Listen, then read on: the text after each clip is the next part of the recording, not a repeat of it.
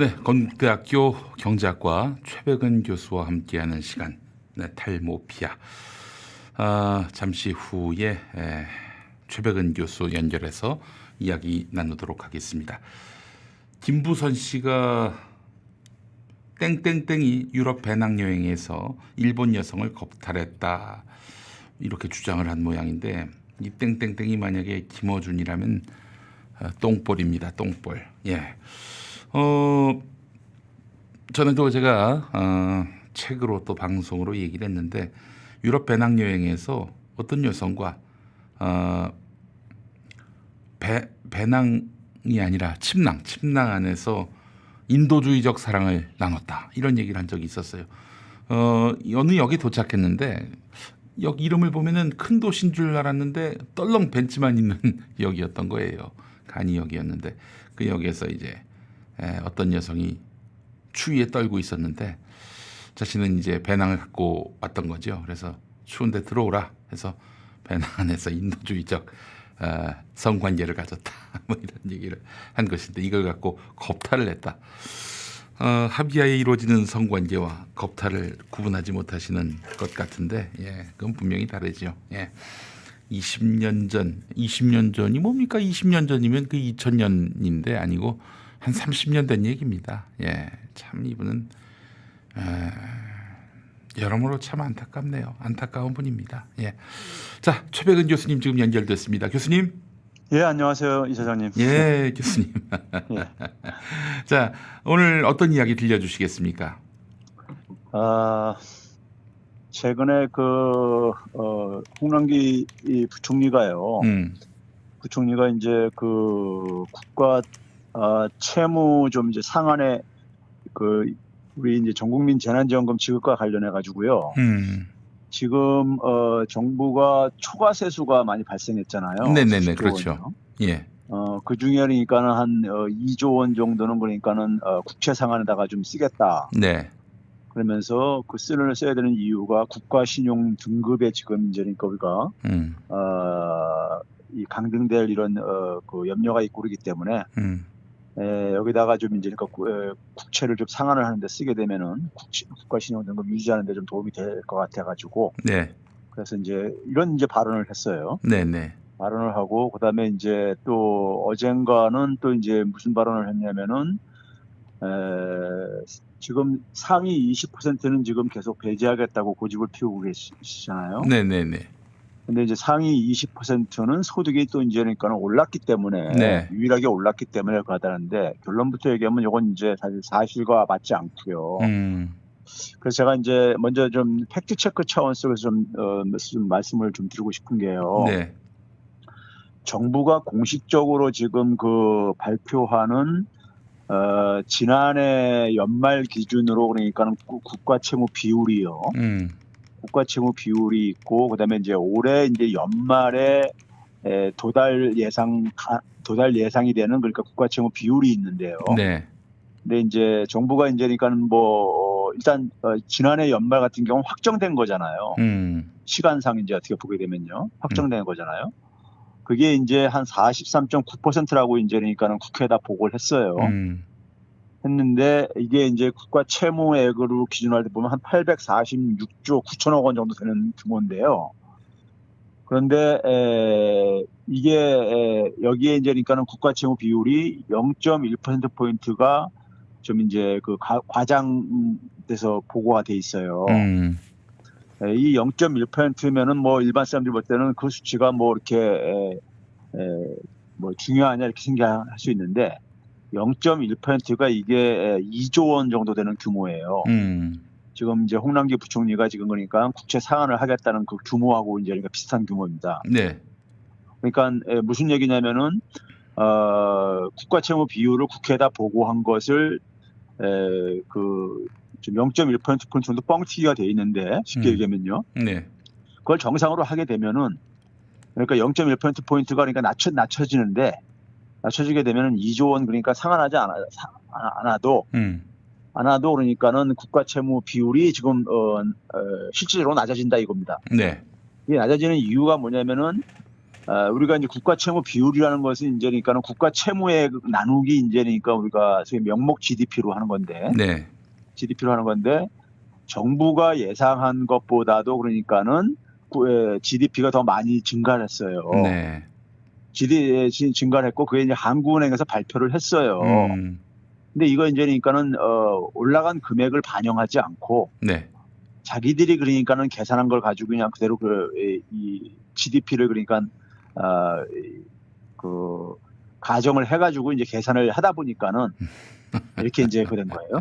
아니 교수님 뭐 말씀 중에 죄송한데 우리나라 기획재정부는 모든 통계를 다 만들 수 있다. 그러니까 뭐 어떤 결론이든 하여튼 결론을 딱 알려주고 야 이거에 맞게 통계를 만들어 와 그러면은 통계를 또 만들 수 있다고 하대요. 보니까 맞습니까?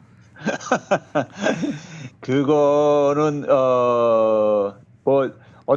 그게 만약에 그런 생각 갖고 있다면은 그거 굉장히 위험한 거죠. 그렇죠. 위험한 건데. 굉장히 위험한 사고인데. 예, 아니 이게 그럴 만큼 그 기재부가 내놓는 통계에 너무 맹신하면 안 된다. 이게 착시할 수도 있는 여지가 있다라는 이야기예요, 이게. 예. 그러니까 이제 정부가 이제 그러니까는 네. 지금 이제 0.1%포인트를 지금 낮추고 싶어서 2조 원을 그러니까는 좀 초과로 걷어들인 세금 중에서 이걸 이제 그러니까는 국채 상환하는 데 쓰겠다고 하고 있잖아요. 네네네. 그런데 정부가 낮추고 싶어하는 그 비율은 지금 그러니까 국회도 잘못 보고한 것만 정상화시키면 낮춰진다 이거예요. 네네네. 그러니까 국채 상환할 필요 없이. 네. 그다음에 이제 그러니까는 두 번째는 뭐냐면은 이제 올해 이제 도달 예상한 이제니까요. 예상하는 이제 그러니까 국가 채무 비율이 지난해 이제 1차 추경을 했었잖아요. 올 초에요. 네. 그게 이제 한 9조 9천억 원 정도가 그 당시에도 이제 국채를 더 발행을 해가지고 한 48.2%가 된다고 국회에다 보고를 했어요. 네네네. 이건 이제 예상하는 겁니다. 연말에요. 연말에 도달하는 예상인지 지금 현재 규모가 아닌 거예요. 네네네. 그게 이제 48.2%인데, 예. 48.2%인데 이것도 그러니까는 좀 뻥튀기가 돼 있는 거예요. 아 이것도 많다. 많은 것이다. 과하게 잡은 것이다. 예. 자신들이 그러니까 올해 그러니까는 GDP가 그러니까 어느 정도 성장할 거냐 했을 때, 한 5.6%포인트 정도. 이거 이제 명목 개념이기 때문에 5.6%라는 게 이제 가능한 겁니다. 라는 건데, 실질적인 거는 이제 그러니까 한 4.0% 정도 이렇게 예상을 하고 있지만은 5.6%가 이제 물가 상승률까지 더하게 되면은 한 5.6%가 이제 그러니까 상승할 거라고 본인들이 그 6월 8일 날에 이제 그러니까는 대통령한테 보고하고 하반기 경제 정책으로 확정한 것에 들어가 있어요. 그 수치가요. 예. 자신들이 이제 발표한 것이에요. 그럼 이걸 가지고 이제 그러니까는 계산을 하게 되면은 한 48.2%가 아니라 47.3% 정도면 안 돼요. 그러니까 0.9%라고 했는데 이게 어느 정도 되냐면 36조 원이 넘는 규모예요. 36조 한 5천억 원 정도 되는 규모예요. 네. 그러니까 이 정도로 그러니까 뻥튀기를 하고 앉아 있는 거예요 지금 그러니까요. 그러니까 국가 채무 비율을 그러니까 원래 이제 그러니까 예상되는 규모보다 자신들이 그러니까 설정한 예상되는 규모보다도 한 36조 원 이상을 그러니까 36조 한 5천억 원 정도를 그가 지금 그러니까 더 반영을 시키고 앉아 있는 거예요. 네. 국가 채무 비율을. 아니 진짜 이게 그 의도가 너무나 많이 보입니다. 그래서 사실은 그들이 무슨 데이터를 갖고 얘기하더라도 한 귀로 듣고 흘리게 돼요. 그리고 실상은 또 제가 알고 있기로는 일본의 그 부채 비율이 200%, 미국은 100%.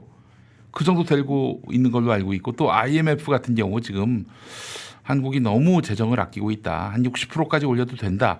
이런 얘기를 한 걸로 기억하고 있거든요. 맞습니다. 맞아요. 맞는데 이제 그러니까는 본인들은 그러니까 지금 0.1%포인트 정도를 지금 낮추지 않으면 국가신용 등급이 지금 그러니까 위태위태하다. 이렇게 지금 국민들을 겁박을 하고 앉아 있는 거란 말이에요. 네네네. 그런데 지금 뭐냐면은 자신들이 보고한 수치를 정상적으로만 해더라도 0.1% 낮아지고요. 네네네. 연말에 그러니까 자신들이 예상한 것보다도 지금 그러니까 실질적으로 자신들이 잘못 보고했기 때문에 그걸 0.9%포인트 정도나 낮아진다 이거예요. 네네네.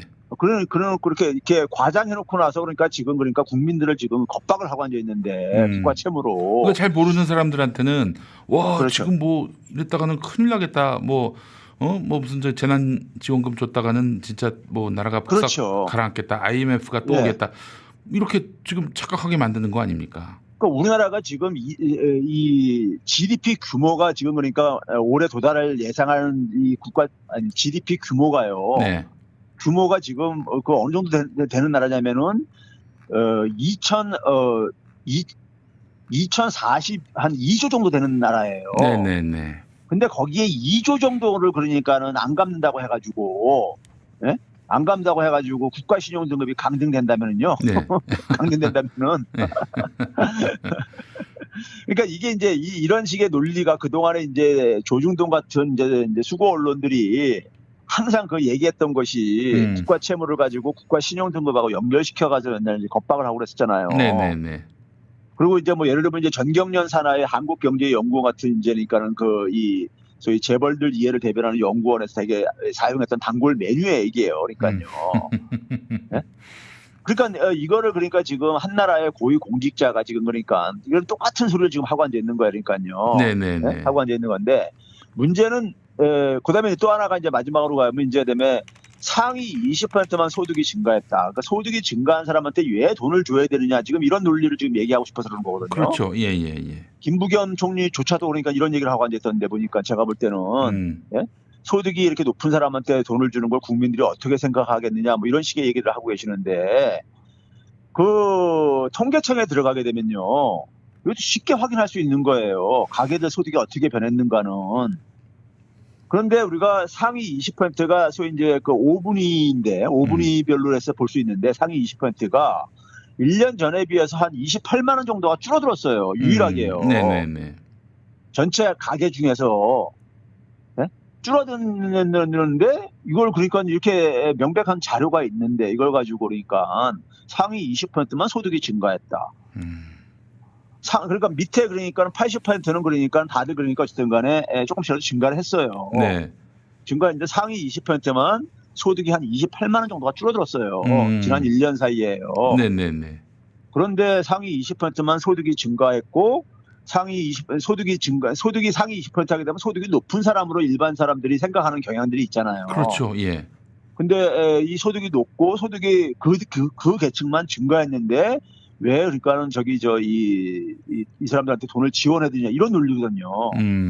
그러면 일반 사람들이 볼 때는 이런 통계 수치 이런 거 별로 관심도 없고 잘 모르시는 분들이 볼 때는 뭐 그럴듯하게 보일 수가 있죠. 네. 그렇죠. 지금 가뜩이나 재정 지금 국가 채무율도 증가하는 상황인데 이렇게 여유 있는 사람들한테까지 왜 줘야 되느냐 뭐 이런 식의 이제 논리인 거잖아요. 근데 문제는 뭐냐면 이걸 사실을 가지고 얘기를 해야 될 게 아닙니까? 사실이 아니다. 근데 거짓말을 하면서까지 이렇게 얘기를 하면 안 되는 거죠. 예. 그러니까 선별 지원할 때 작년에도 무슨 얘기 계속 했냐면은 이낙연 전 대표를 포함해가지고 네. 어려운 사람한테 두텁게 지원해야 된다. 이 논리였었거든요. 네네네. 이렇게 했는데 결과를 뚜껑 열어보니까는 어려운 사람한테 두텁게 지원된 게 아니라 자영업자들만 보더라도 보게 되면은 지난해 그러니까는 오히려 상위 20% 혹은 상위 40%한테 더 많이 지원됐더라 이거예요. 예? 그러니까 그렇게 정책이 이제 실패를 한 거거든요. 선별이 그러니까요. 네. 그런데 이제 그거를 그러니까는 여전히 뭐냐면은 계속해서 그러니까 저번에 이 상위 하게 되면은 고소득자, 부자한테 왜 지원을 해야 되느냐. 예. 이 논리를 가지고 이제 그러니까 하는데 이게 저는 이제 이게 마치 이제 종교관이라든가 이데올로기처럼 하고 앉았다 이거예요. 이거를 이 사용을요. 일반 사람들 볼 땐 그럴듯하잖아요. 그러니까요. 그렇죠? 상위 20%한테. 근데 이게 제가 볼 때는 그러니까 제가 늘 하는 것은 뭐냐면은 이분들의 이러한 얘기는 그러니까는 거의 그러니까 이 종교관 혹은 이데올로기인데 왜 이렇게 고집을 피우느냐 일반 사람들은 잘 이게 이제 이해가 안 갈 수가 있어요. 예, 그래서 선별교 교인들 아닌가 이런 생각이 들었어요, 진짜. 근데 이게 이유가 있는 겁니다. 이유가 있어요. 네. 이분들이 이제 그러니까 흔히 말해서 이제 모피아라고 부르는 이유가 있는데 모피아라는 게 바로 뭐냐면 금융자본의 논리를 대변하는 이 세력들이에요. 이 재무부 관료들 중에서 국가의 재정을 그러니까는 이 관리하는 공직자들 중에서 금융자본의 이해를 그러니까 대변하는 세력들이 있어요. 이게 이제 그러니까는 전 세계 선진국가에서는 80년대부터 이게 이제 그러니까 이렇게 이런 분위기가 형성됐고 우리나라에서는 90년대부터 이게 진행됐거든요. 네. 진행됐는데 이걸 흔히 이제 우리가 금융화라고 그러는데 금융 자본들은 기본적으로 그 수익성, 특히 단기 수익성 극대화를 추구를 합니다. 자기 투자했을 때 빨리 그러니까 뽑아내야 되기 때문에요. 그래서 나타난 게 뭐냐면 첫 번째는 기업의 구조조정이 일상화가 좀 진행됩니다. 네. 기업 경영에서 이제 그러니까는 금융자본의 영향력이 증대하면서 이제 나타났던 현상인 거죠. 단기적으로는 그러니까 기업들이 그러니까 수익성을 높이려면은 인건비 줄이면 되는 거예요. 예. 인건비 줄이면 비용이 줄어드는 거니까요. 그러면 수익성이 이제 재무제표상 수익성이 개선되어지죠. 그래서 이제 가는 게 있고 두 번째는 뭐냐면은 실현된 수익 중에서 세금을 제외한 세금을 내게 돼 있잖아요. 수익을 내게 돼 보면요. 네. 근데 세금을 좀 줄이면은 그만큼 세후 수익률을 높일 수가 있잖아요. 그렇죠? 네네. 그래서 이제 그러려면 감세가 필요한 거죠. 감세요. 네네. 이 감세를 하려면 결국 뭐냐면은 정부가 재정 지출을 줄여야지만 이게 이제 그러니까 감세 논리가 뒷받침될 수 있는 거잖아요. 네네. 그러니까 정부가 이제 경제 활동에 개입하는 것은 경제에 부정적으로 영향을 미치는 논리를 만들기 시작합니다. 네? 소위 작은 정부 논리죠. 네. 소위 지금 이제 그러니까는 그 이준석 대표가 지금 얘기하는 것들이 그런 것들이죠. 네. 이준석 대표 그다음에 이제 그 유승민 후보라든가 이런 사람들 혹은 그다음에 거기 그 여자 의원 하나 있죠. 네. 예. 이런 분들이 하는 게 작은 정부 논리가 그거거든요. 네. 그러면 이제 작은 정부의 대표적인 영역이 뭐겠습니까? 복지 축소예요. 네네네. 복지 축소의 논리가 바로 뭐냐면 선별복지 논리입니다. 복지에 그러니까 최소한 이제 그러니까 필요한 데만 쓰자 이거죠. 그러니까요. 맞습니다. 예? 그러면 이제 그게 바로 뭐냐면 그렇게 복지를 축소하면 정부 지출이 축소가 될 것이고 정부 지출 축소되게 되면 세금 징수도 줄이는 것이 이제 그러니까는 이제 뒤따르게 되는 거죠. 쓸데가 그만큼 줄어들었으니까요. 예, 예. 세금 징수를 줄이게 되면 누가 제일 혜택을 보냐? 부자가 혜택을 보는 거죠. 왜 그러냐면 세금은 기본적으로 조세 구조는 누진적이기 때문에 네. 부자가 더 많이 내게 돼 있거든요. 그렇습니다. 예. 그렇죠? 그래가지고 그다음에 이제 뭐냐면 또 하나 마지막으로 뭐냐면 금융자본들이 이제 고수익을 추구하려면은 고위험 상품 거래를 해야지 가능해요. 맞습니다. 우리가 이제 하이 리턴, 하이 리스크라는 이런 이제 뭐 영어로 표현은 죄송한데 고수익을 추구하려면 고위험을 이제 그러니까는 감수해야 된다 이런 얘기를 하고 있잖아요. 네. 그러니까 근데 금융이 고위험을 추구하게 되면 금융회사들이 부실되거나 파산할 위험도 증가하잖아요. 네네. 그런데 그 피해는 금융회사가 피해를 입었을 때는 일반 산업하고 다르게 네. 사회에 미치는 범위가 굉장히 넓어요. 네. 그러다 보니까 금융은 과도한 위험을 추구하지 못하도록 규제와 감독을 받죠. 맞습니다. 예. 그래서 금융감독원 같은 것도 이끌은 거잖아요. 네. 근데 이제 따라서 이제 금융자본들이 고수익을 추구하려면 규제를 없애야 됩니다. 근데 규제를 없애는 건 정치의 영역이에요. 맞습니다. 그래서 이제 뭐냐면 이 80년대부터 월가가 워싱턴을 점령을 합니다. 그래서 월가 출신들이 주로 재무부 장관들을 다 맡아 했어요. 네. 정권과 관계없이요. 예. 이게 우리나라에도 90년대 이후에 상륙을 해요. 상륙을 해가다 보니까 그래서 한번 봐보세요. 보시게 되면은 이 그 한국 같은 경우도 되게 정권과 관계없이 모피아 출신들이 계속해서 뭐냐면은 기재부라든가 금융 관련은 다 그러니까 돌아가면서 소위 뭐 해전문 인사로 장악을 해옵니다. 그 홍남기 씨도 뭐 박근혜 정부 때 청와대에서 요직을 지냈어요. 아니 그 홍남기 씨 이전에요. 그러니까 네. 이 문재인 정부 출범하면서 네. 그러니까는 일대 부총리가 지금 2명의 부총리가 지금 나왔잖아요. 네. 김동연 나왔는데 첫째가 김동연 부총리라고요. 네.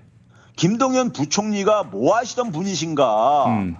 그걸 한번 이렇게 여러분들이 한번 쉽게 그러니까 인물 검색하면 사실 파악할 수 있는 건데. 그렇습니다. 파악할 수 있거든요. 그러면 예를 들어서 그러니까 우리가 그 김동연 부총리가 출신이 어떻게 되느냐? 보시게 되면은 박근혜 정부에서 그러니까는 이분 그러니까 요직을 다 했던 사람이에요. 네? 요직을 다 했던 사람이고, 그러니까 예를 들어서 그 당시에 기재부 총리를 그러니까는 김동연 부총리가 맡고요. 네. 그 다음에 이제 경제 국정에 그러니까 실질적으로 그러니까는 간 분이 국무총리잖아요. 네. 국무총리의 손발이 되는 초대 그러니까 국무조정실장이라는 게 있습니다. 그 맞습니다. 국무총리의 수석 이 손발이 되는요. 네. 그렇죠? 여기에 그러니까는 그 이 일대 국무조정실장이 지금 홍남기 부총리인 거예요. 네? 홍남기 부총리가 뭐 했던 분이냐? 문재인 정부 이전에 그러니까는 박근혜 정부에서 그러니까는 창조 경제 정책의 실무 책임자였었어요. 맞습니다. 예? 그러니까 이 소위 말해서 김동연 씨도 마찬가지로 그러니까는 그 이분이 했던 게 바로 뭐냐면은 그 이 이명박 정부에서 경제 비서관으로 출범을 해요. 네. 그러니까 대통령직 인수위원회 참여했었고 이명박 정부예요. 김동연 부총리가요. 아유, 아니 왜 이런 인간들을 갖다 쓰시는지 모르겠네, 진짜. 그럼 아니, 거기서 그러니까 거기서 이미 뭐 재정 개혁은 뭐 물 건너간 거 아니겠습니까? 그러니까요. 이분이 그러니까는 박근혜 정부에서 초대 국무조정실장까지 해다가 네. 퇴임 후에 그러니까 기재부 차관까지 하고 이 이명박 정부에서 기재부 차관하고 박근혜 정부에서 국무조정실장까지 지내고 장관까지 하고 그 퇴임 후에 아주대학교 총장하다가 문재인 정부에서 화려하게 다시 돌아온 거예요. 그러니까 이게 바로 뭐냐면은 월가에서 보게 되면은요. 네. 월가에서 투자은행이라든가 이런데 그러니까 금융회사에서 그러니까는 회장했던 사람들이 시티뱅크 회장했던 이런 사람들이 그 정권에 그러니까 재무부 장관으로 들어갔다가요. 네. 거기서 퇴임하게 되면 다시 월가로 돌아갔다가 네. 또 다시 정권 바뀌면 다시 또 돌아오고 이게 소위 말해서 회전문 인사라 그래요. 월가하고 이제 이거예요. 네. 우리나라가 이렇게 돼버린 거예요. 아이고. 참. 예? 이렇게 됐는데 그 김동연 부총리 그러다 보니까 이 사람들이 결국 뭐냐면 기재부 출신들이 결국은 끝나고 나가서 정치계로 들어갈 땐 되게 어디로 갑니까? 국힘당으로 가잖아요. 다 대부분이 다 그렇잖아요. 그렇죠. 예. 그렇죠? 그 이유가 뭐냐면은 모피아 출신들의 경제 철학하고 국힘당하고 같다니까요. 자본들의 이해를 대변하는 같은 뿌리를 공유하고 있으니까요. 그렇죠? 그러다 네. 보니까는 문재인 정부는 촛불 정부인데 촛불 정부에 그러니까는 이명박 박근혜 정부에서 그러니까 요직에 있던 사람이 네.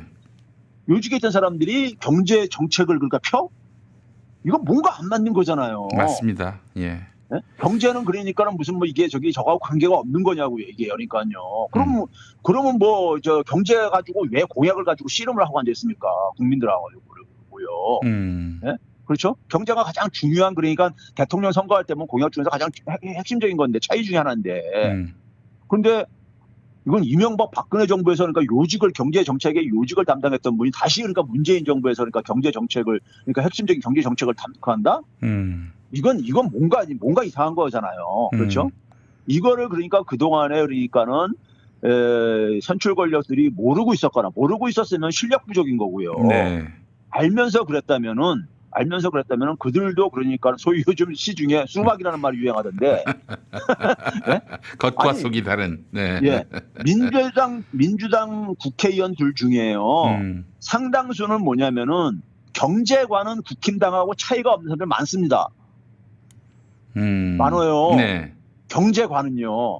그러니까 뭐 남북 관계라든가 뭐 이런 것들은 그러니까 좀 이제 민주당 같은 칼라가 있는 사람들이 칼라가 같지만은 네.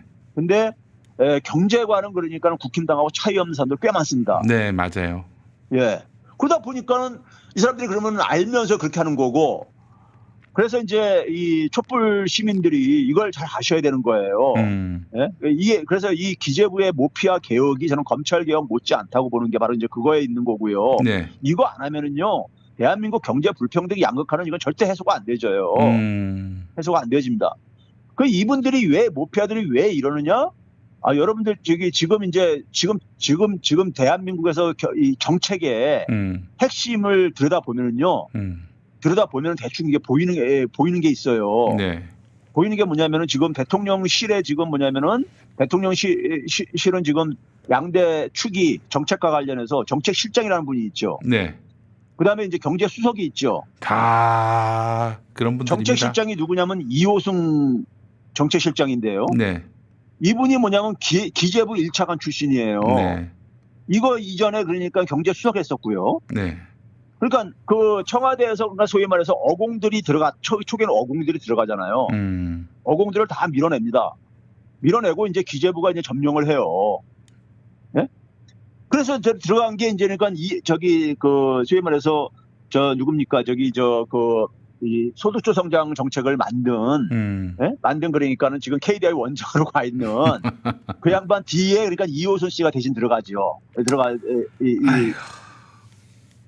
이분 들어가기 전에 소위 말해서 이제 윤종원 씨라고 지금 그러니까 IBK 행장으로 가 있는 사람이 들어갔다가 네네. 이호승 씨가 이제 그러니까는 바톤 타치하고 이 양반이 지금 정책실장으로 가 있고 경제수석실에는 그러니까 누가 가 있느냐? 저 안일한 씨라고 이 사람도 기재부 2차관 출신이죠. 이름이 안일한이에요? 예, 안일한입니다. 예.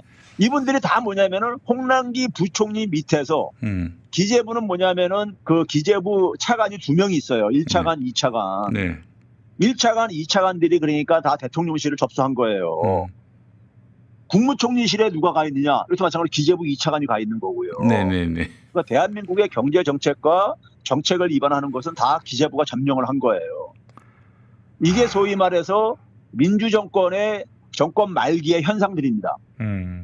초창기에는 그러니까 되게 어공들이 들어가잖아요. 개혁 세력들이요. 네네네. 들어갔다가 결국은 뭐냐면 이들이 다 축출당하고 그러니까 모피아들이 다 장악을 합니다. 장악을 해요. 그러고 나서 이 양반들이 그러니까 이들이 그러니까 그러면서 뭐냐면은 모피아의 논리를 가지고 경제 정책을 핀다 이거예요. 정책을 피는데 그 피는 이유가 왜 그러냐? 우리나라의 그러니까 소위 말해서 이 금융계를 보게 되면요, 금융계의 인맥도를 보게 되면요, 인맥도를 보게 되면 거기에 퇴임한 그러니까는 모피아들이 기재부들이 다 가서 그러니까 다 기관장들을 하고 있습니다. 네? 기관장들 하면서 그 금융자본들의 로비도 해주고. 그러니까 이게 이제 사실상 그러니까 어떻게 보게 되면 그러다 보니까는 일반 국민들을 위한 그러니까 금융정책 같은 건 절대 안 나오죠. 네, 맞아요. 절대 안 나와요. 그러니까 일반 국민들은 계속 어려운 거예요. 삶이 그러니까 바뀌지가 않는 거예요. 재정이라는 게 결국 뭐예요? 재정 자원을 그러니까 배분하는 문제인 겁니다. 그렇습니다. 예. 자원을 배분하는 건데 이거를 그러니까 누구의 관점에서 배분을 할 것이냐. 이게 굉장히 중요한 거잖아요. 네. 네? 그리고 마찬가지로 금융도 그러니까는 누구를 위해서 가야 되느냐. 소위 말해서 그러니까 금융이라는 것도 재정이라는 거나 다 이게 뭡니까? 정책과 관련돼서는 정책이라는 건 뭐예요? 시장이 영역이 해결하지 못하는 부분. 우리가 시장 경제를 채택을 하고 있지만은 시장은 정글의 세계란 말이에요. 네. 그 정글의 세계에서는 그러니까 약자들은 그러니까는 사실 발을 디딜 틈이 없어요. 네. 그 정글의 법칙에 맡기게 되면 빈익빈 부익부는 계속 아유, 심화될 수밖에 없어요. 말할 것도 없죠, 그는 사실. 그거를 보충해라는 게 정부가 있는 겁니다. 그게 정책이죠. 네. 그 정책의 양대 산맥이 재정 정책과 금융 정책이죠. 그렇죠? 그러다 보니까 재정과 금융은 기본적으로 경제적인 약자층들을 그러니까는 그거를 그러니까 보듬고 가야 되는 부분이 그 영역이 해야 될 일인 거예요. 네. 근데 오히려 거꾸로 그러니까는 자본의 논리를 그러니까 오히려 앞장서서 하고 앉았으니 그래서 우리나라가 양극화가 미국 다음으로 그러니까 OECD 국가에서 높은 나라예요. 심한 나라입니다. 이 자산 불평등도 그렇고요. 네. 그러다 보니까 부동산 정책도 매번 이렇게 실패하고 그러는 겁니다. 그래서 이 모피아 개혁을 안 하면요. 네. 검찰은 솔직히 말해서 그러니까 우리가 일반 국민들 같은 경우 본인이 그러니까 직접 그러니까는 뭐 관련이 없을 수도 있어요. 일상생활 속에서요. 맞습니다. 법 지키고 사시는 분들은요. 그런데 사실 경제 이 모피아 영역은 이 돈의 문제잖아요. 맞습니다. 네, 일반 보통 사람들의 삶에 그러니까는 이 문제인 거예요. 네? 그러다 보니까는 이 모피아 개혁은 그러니까 모피아 개혁을 추진할 의지가 없는 지금 사실 그러니까 정부의 그러니까는 사실 이 라인업들 제가 앞에서 소개한 청와대 그러니까 핵심 인사들 국무조정실의 이 핵심 인사들이 다 이게 누가 하냐 이낙연 전 대표가 국무총리 할 때 다 이게 만들어진 인맥들입니다. 네. 이낙연 대표가 홍남기 부총리를 적극 추천을 했었고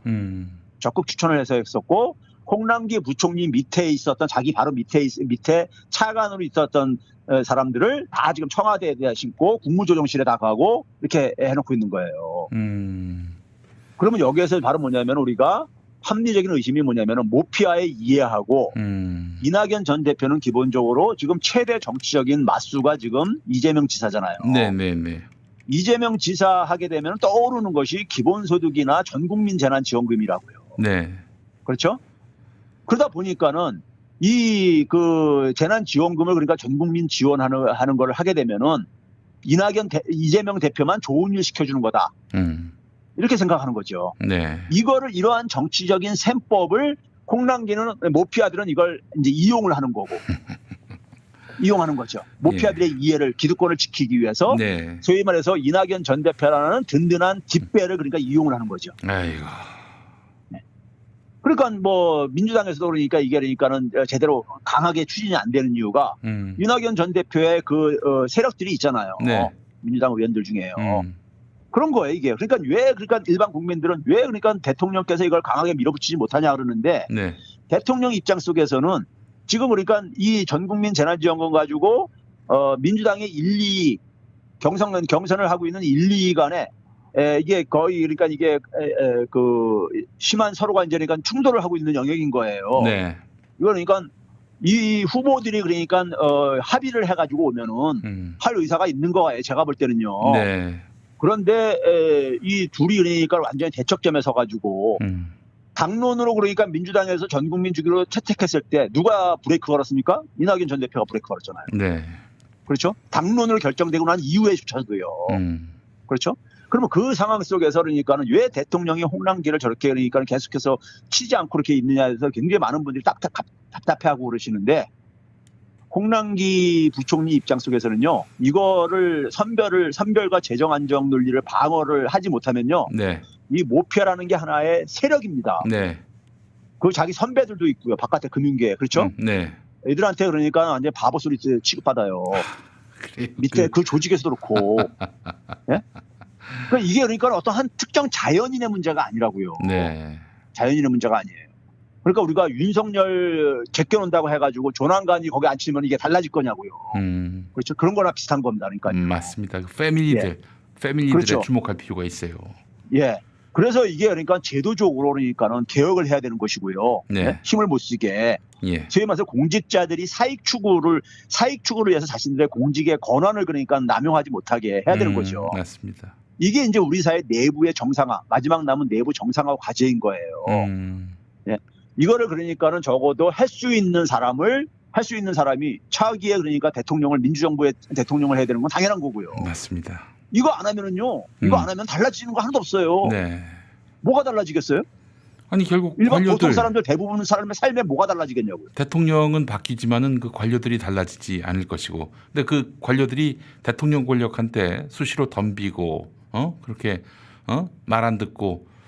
그러다가 이제 충돌을 빚으면 나가서 야당 대선 후보하고 일단 그 로직이 바뀌지 않으면은 이 나라는 개혁의 세상으로 한 발짝도 나갈 수가 없는 겁니다. 아니 보통 저는 뭐 그렇게 아주 그냥 거창한 목표를 둘째치고요. 네. 보통 사람들의 삶 있잖아요. 삶. 예. 하루하루 벌어서 먹고 사는 대부분 사람들이요. 삶이 그러니까 지금 경제 성장률이 이렇게 떨어져도 많이 낮아져도 네. 부자들은 여전히 옛날보다 돈 더 많이 벌어요. 글쎄 말이에요. 근데 죽어나는 건 뭐냐면 대부분 일반 보통 사람들이잖아요. 네. 그렇죠? 그럼 보통 사람들이 그러니까는 예를 들어서 그냥 우리가 그냥 이 대통령이 바뀌었는데 이전 정부하고 별 차이가 없으면은 보통 사람들 삶이 뭐가 변하겠냐고 변할 걸 기대가 사실 불가능한 거잖아요. 그래서 결국 선출 권력이라는 것은 국민 대다수의 이익을 그러니까 이해를 그러니까는 좀 반영해 줄 수 있는, 예? 그 어려운 삶에 그러니까 적어도 좀 이제 숨통을 좀 트이게 해줄 수 있는 사람이 좀 필요한 거 아니에요. 그런 점에서 그러니까는 지금 그러니까 제가 볼 때는 그러니까는 총리를 했던 두 분이 지금 후보인데 네. 이분들이 그러니까 재임 시절에 한 분은 더군다나 뭐냐면 여기가 기재부 나라냐 대한민국이 이런 소리까지 했는데 실질적으로 그러니까는 그거를 인식도 하고 있었으면서 거기에 대해서 아무런 조치를 안 취했다. 그리고 한 분은 더군다나 모피하고 같이 그러니까는 예? 같이 그러니까 동맹을 맺어가지고 네. 지금 문재인 정부가 완전히 그러니까 이게 이 힘을 못 쓰게 예? 이렇게 만들어놨다. 이게 이런 지금 문제인 거예요. 이게요. 책임져야죠. 책임져야 합니다. 예. 이건 지금 뭐냐면 제가 볼 때는요. 민주당 후보하고 국힘당 후보하고의 지금 싸움이 아니에요. 싸움이 아닙니다, 지금요. 네. 이건 뭐냐면 촛불 시민과 뭐냐면 과거의 그 기득권 동맹들과의 어떤 싸움인 거예요. 네, 이거는요. 네. 이렇게 봐야 되는 거예요, 구도를요.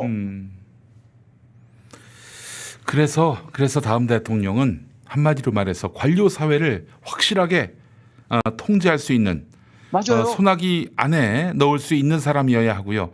도리어 이런 관료들 기득권 논리로 똘똘 뭉친 이 관료들과 적당히 타협하고 또 이렇게 서로 거래를 하는 형식으로 해서 공존하려 한다. 그러면 이 나라는 또 절대 발전할 수 없는 것이고 여전히 서민들은 고통 속에 또 부자 기득권들은 더 행복해지는 그런 세상이 또 연장될 것이 분명하고요. 예. 그래서 제가 기본소득도 제가 그 얘기하는 게 기본소득이 그 돈을 몇 푼씩 복지 차원에서 주냐 안 주냐 이 문제가 아니에요. 이게 재정 민주화하고 관련돼 있는 거예요. 그럼요. 예. 이걸 아셔야 돼. 일반 사람들이요. 네. 지금 기재부가 이렇게 모피아들이 재정에 대한 독점적인 권한을 가지고 이렇게 지금 막강한 지금 저걸 지금 힘자랑하고 앉아 있는 거잖아요. 네. 근데 기본소득이란 건 뭐냐면은 이 재정의 독점권을 붕괴시키는 거예요. 출발점이에요. 네, 맞습니다. 세금 걷어가지고 바로 돌려주니까 자기들이 개입할 여지가 없는 거잖아요. 이거 굉장히 중요한 문제입니다. 맞습니다. 예. 네? 그래서 지역화폐도 반대하는 거예요. 기재부의 권한, 자기들의 권한을 흔들기 때문에 이게. 네. 네? 그래서 소위 말해서 그러니까 지역화폐는 반대하면서 그러니까는 전통적인 시장에서 쓰는 그러니까 온누리 상품권 같은 거는 오히려 더 그러니까 이런 소위 말해서 일반 사람들이 볼 때는 도대체 그 두 개 차이가 뭐가 있는가 이해가 안 가는 짓을 이렇게 하고 있는 이유가 있는 거예요. 그게 바로 이제 기재부의 소위 말해서 이 재정에 대한 그 권한, 이 독점적인 권한 이거를 지금 지켜내려고 지금 이러는 거예요. 네, 맞습니다. 2조 원 더 그러니까 쓰는 거를 그러니까는 이렇게 막 덜덜덜 가면서 하는 이유도 거기에 있는 거고 이재명 지사가 그랬잖아요. 돈 더 지출되는 게 가면은 20만 원씩 줄여가지고 25만 원 주는 거를 이렇게 하게 되면 더 지출할 필요도 없는데도 불구하고 반대를 한단 말이에요. 네. 그게 바로 뭐겠어요? 그러니까 무조건 되고 선별을 해야 된다 이거예요. 그러니까. 경제적인 효과 이런 건 다 집어치우고 네. 선별 논리를 방어해야 된다 이겁니다. 선별 논리 방어가 바로 뭐냐? 아까 제가 금융자본 논리가 했잖아요. 네, 맞습니다. 이거예요. 이게 바로 뭐냐면 그래야지만이 이 모피아가 그러니까 존재하는 이유가 거기에 있는 거예요. 그래서 이렇게들 지금 이렇게 이 일반 국민들이 볼 때는 도대체 이해가 안 가는 지금 이 행위들을 지금 계속해서 하고 소리하고 앉아 있으니까는 그러면서 자꾸만 지금 보게 되면은 제가 볼 때는 이 실수가 커지는 겁니다. 눈덩이처럼 커져가는 겁니다. 네. 그러다 보니까는 팩트하고도 안 맞는 얘기를 지금 그러니까 거짓말까지 하고 앉아 있는 이런 상태까지 지금 오게 된 거죠. 거짓말을 하면은 뭐 따끔하게 혼을 내주고 그러면 또 책임을 묻고요. 그래야 되는데 그냥 뭐 그들이 거짓말을 천연덕스럽게 해도 방치하고 뭐 이거에 대해서 저는 역으로 그럴 정도로 이 양반들이 지금 이제 코너에 몰렸다고 저는 생각이 들어요. 코너에 몰렸다. 코너에 몰다 보니까는 이런 지금 그러니까는 소위 말해서 과거에 자기들의 관행으로는 뭐 이렇게 수치가지고 얘기를 하면은 일반 국민들은 그런가 보다 하죠 사실. 넘어가잖아요 여기는요. 참 이런 나라를 바꿔야 됩니다. 바꿀 수 있는 사람은 제가 보기에 지금 나온 여야 대선 후보 통틀어 딱 2명밖에 없는 것 같아요. 맞아요. 예. 이재명 지사하고 추미애 전 장관뿐이 없어요. 아니 그분들이 내세우는 공약을 보게 되면은 그걸로 평가할 수밖에 없는 거잖아요. 그렇죠. 사실 경제 철학이요. 그동안 경기도를 운영하면서 그 관료 집단들을 그냥 한 손에 휘어잡은 사람이 이재명 지사고 또 저는 수십 년간 이걸 연구한 사람이기 때문에 그분들이 내놓은 경제 공약들을 보게 되면요. 저게 그러니까 효과가 있을지 없을지 판단할 수가 있어요. 글쎄 말이에요. 저는요. 예. 그래서 제가 이제 이재명 지사하고 추미애 전 장관뿐이 할 사람이 없다. 제가 이렇게 얘기하는 게 바로 그거예요. 네. 이게 뭐 우리 그 교수님이 무슨 그분들한테 줄 대려고 그런 게 아니라 양심적으로 아니, 하신 말씀이죠. 예. 저는 대학 선생입니다. 지식인이에요. 예, 예. 지식인 입장 속에서 어쨌든 간에 대한민국에 그러니까는 지금 저는 항상 평상시에 얘기하는 게 우리 자녀들과 청년들이 좀 희망을 갖고 살아갈 수 있는 나라. 그리고 좀 보통 사람들이 제가 경제학을 수십 년 해보니까 돈의 배분 문제예요. 경제라는 네. 게. 예. 근데 대다수 보통 사람들은 돈의 배분에서 소외가 돼 있다 이거예요. 구조적으로 제도적으로요. 네네네. 이거를 해결하지 않으면 저 사람들의 삶은 계속해서 뭐냐면 늪에 빠져들어간다 이거예요. 맞습니다. 그게 예. 바로 이제 가계 채무가 증가하는 거예요. 네. 네?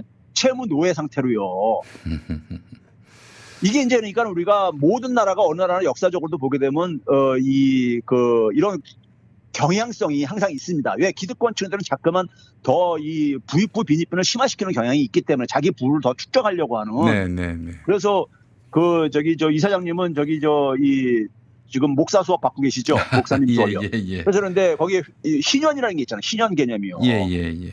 그게 바로 그거예요. 그러니까요. 이게 쫙 이렇게 일정한 기간 동안 누적되다 보면은 결국은 많은 사람들은 뭐냐면은 채무 노예 상황에 악순환에 계속 빠져요. 네. 그래서 그걸 한번 탕감을 그거를 한번 정리하지 않으면은 예.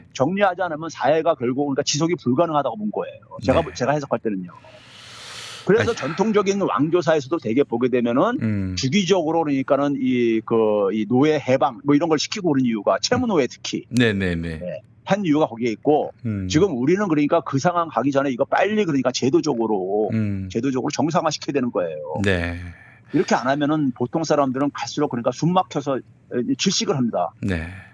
늪에 빠져 있는 거예요. 늪에. 저는 그게 바로 지금 다수를 점하고 있는 정권 교체를 바라는 여론이라고 생각합니다. 정권 교체는 뭐 지금 야당 시키고 야당을 여당시키자 이게 아니라 좀 세상이 바뀌었으면 좋겠다. 그 마음 아니겠습니까?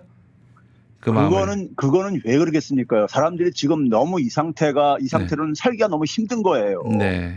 힘든 겁니다. 네. 그리고 이렇게 되다 보면 우리 사회 미래라는 건 제가 볼 때 없어요. 네, 없어요. 이제 경제학자로 볼 때는요.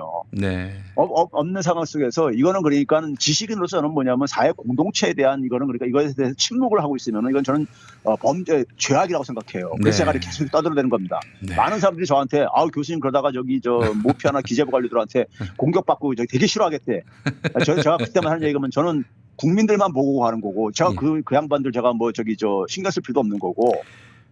양심에 입각해서 하시는 거죠. 우리 교수님 하시는 거는. 네. 저는 뭐 그러니까 그거를 외면하면요. 제가 그러니까는 선생짓을 그만둬야 되는 거예요. 그럼요. 예. 네, 선생짓을 그만둬야 되는 거예요. 예, 알겠습니다. 자, 우리 최백은 건국대학교 경제학과 교수님과 함께 왜 세상은 안 바뀌는가 오늘 이 제목으로 주제를 삼아도 될 것 같은데요. 그 이유를 소상히 통렬히 짚어봤습니다. 교수님 오늘 말씀 잘 들었습니다. 네, 감사합니다. 네.